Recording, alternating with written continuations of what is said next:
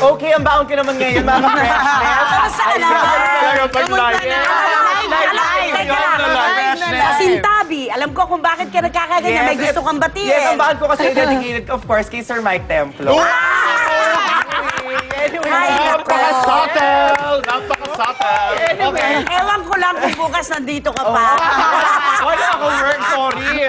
Anyway, mga ka-freshness, ang baon ko naman ay galing kasi ako kanina sa second shooting day ng movie ni Vice Ganda, Tony Gonzaga, and Luis Manzano. Of course, directed by Sir Wendy Ramos. At meron na kaming napipisil na target airing day. Ano to, October 6 daw. Pero hindi ba naman sure, pero yun daw yung target, October 6. At ang chika ko dito, merong kasama. Sino? Na kapatid natin. Sino? Na kanina napagdesisyonan. Sino? Gladys Reyes. Birthday bukas. Congratulations! Kabila kapatid ni Vice sa abroad. Yes. Ako kaya pala lagi niyang binabati yun si Direk. Hindi, Yun close pala sila ang gusto talaga. ni Gladys. Alam mo, dinadaot mo na naman si Gladys. Ikaw talaga. Madalas. Sinasabi mo may interest lang, ganon. Palibasa, hindi ka kinuha. Yun lang pala interest. Ano ba? I love you. O, di batiin mo rin si Wendy Ramos.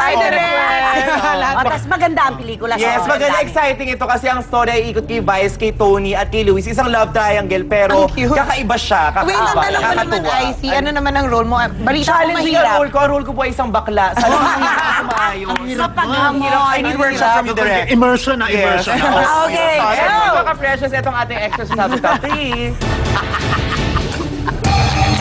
Express Pasabog Top 3. Yula Caballero, Most Promising Actress of 2012.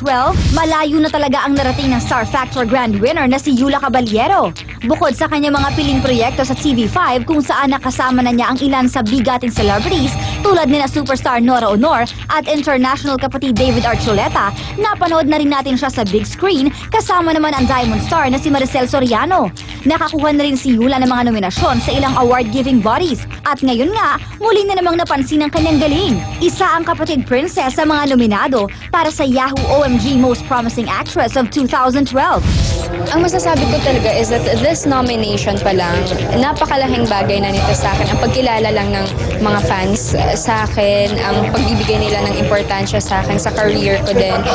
Napakalaking bagay nito. And kung mapanalunan ko man to, sobrang bonus na talaga yon. And I'm just really happy na andito ako ngayon kahit sa andito pa lang sa nominations. Isang karangalan na to sa akin. So, I wish everyone, lahat ng nominees, luck and happy ako for whoever na manalo. We're back! Dito Nakakagulat ka naman. Nagigising ng tao. Ganun talaga kasi. Good morning! tulog na. Ang baon ko, nagkaroon po ng survey ang Cartoon Network. Ay, wow. Social ka na pala ngayon. So, sino ba? Ayaw. Tapos, sa mga batang Pinoy, may edad sa 7 at up to 14. Pinapipili sila kung sino yung pinakamagagaling na singers sa buong mundo.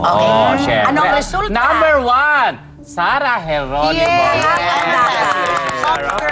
Number 2, Sino? Sino yan? Charis. Ay, Charis. Okay. ganun talaga. Okay. At least number 2. Number 3, kinalbugan nila Justin Bieber. Number 3 lang. Di ba dapat si Justin doon sa ano? Number 4. Number 4, yung kamukha ko, Taylor Swift. Kawawa naman Ano si daw? Taylor, ano? Kamukha daw niya. Nag-tweet si Taylor na Ano insulto sabi? ako. Na-insulto ako. Nanonood ako ng Juicy. Ang dami raw ang abogadong mga kalala. At si bahala na si Taylor sa abogado niya. Phil-Am, Bruno Mars. Pwede. 3 out of 5. Alam mo, deserving talaga si Sarah maging icon ng mga kabataan dahil nga Love siya ng mga bagay. At maganda ang puso. Correct. Love Diba? siya ng mga bagay. Yes! Sobra. Kumusta ka naman, Miss Divine? Alam mo, eto na naman, showbiz feed ako. Pero babati muna ako. Okay, go. Si Will, Mia, at si Ina nanonood sila. So, hello. So, eto, bongga to. Sino? Diba? Sino yun mga pangalan? Wala lang, Okay, pabayaan basta, na natin. O, Diana Zubiri will receive the Best Performance Award from the Young Critics Circle for her role as a nurse in Cinemalaya entry, Bahay Bata, sabi ng Pep Ang Cinemalaya talaga, direct, ano? Talagang makikita mo na nandun na laban, ano? Oo. Ang mainstream, medyo umaanong quality, ano? No comment ako dyan, pero masasabi ko lamang, bongga ang Cinemalaya talaga. Yes, totoo yan. Ay, dito sa Bahay Bata, di ba hindi natapos ito ni Diana Zubiri? Nagka-problema sila. Pero despite of that, Oh, ang ganda di ba ng yun? acting niya. Despite talaga. Bakit nagpapatunay lamang na kahit napaka-diverse na mga preferences ng mga award-giving bodies, yes.